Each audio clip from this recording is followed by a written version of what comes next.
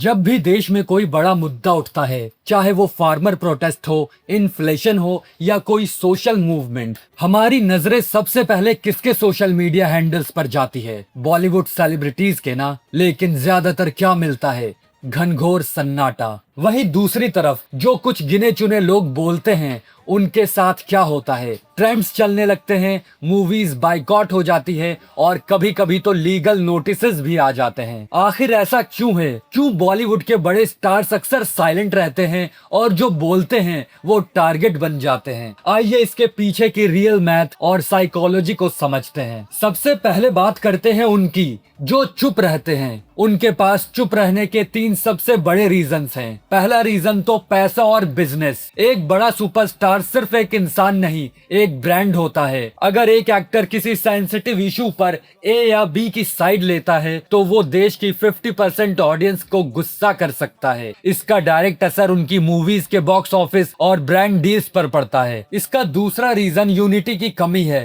Hollywood में अगर कोई इशू क्रिएट होता है तो पूरी इंडस्ट्री एक साथ खड़ी दिखती है, लेकिन बॉलीवुड एक डिवाइडेड हाउस है। यहाँ अगर कोई एक स्टार फंसता है तो बाकी लोग सेफ रहने के लिए उससे दूरी बना लेते हैं। यहाँ कोई किसी के लिए स्टैंड नहीं लेता। तीसरा बड़ा रीजन है career and political backlash. Government, political parties और साइबर सेल्स आजकल बहुत पावरफुल है। एक रॉन्ग स्टेटमेंट और आईटी रेड्स, लीगल केसेस या सेंसर बोर्ड के चक्कर शुरू हो सकते हैं। अब हम जानते हैं कि जो लोग किसी भी मुद्दे को लेकर खुलकर अपनी राय रखते हैं या विरोध प्रदर्शन करते हैं, उनके साथ क्या होता है। जब भी किसी स्टार ने देश के किसी मुद्दे पर अपनी अलग राय रखी है, उनको 3 तरह के अटैक झेलने पड़ते हैं। सोशल मीडिया पर हैशटैग ट्रेंड्स करवाए जाते हैं, उनकी आने वाली फिल्मों को टारगेट किया जाता है, चाहे फिल्म का उस मुद्दे से कोई लेना देना भी ना हो। मुद्दे पर डिबेट करने के बजाय उनकी पर्सनल लाइफ, फैमिली और पैट्रियोटिज्म पर सवाल किए जाते हैं। उन्हें एंटी नेशनल या प्रोपेगेंडा एजेंट का लेबल दे दिया जाता है। कई बार प्रोड्यूसर्स कंट्रोवर्सीज से बचने के लिए ऐसे एक्टर्स को कास्ट करना बंद कर देते हैं। लेकिन यहाँ एक सवाल और उठता है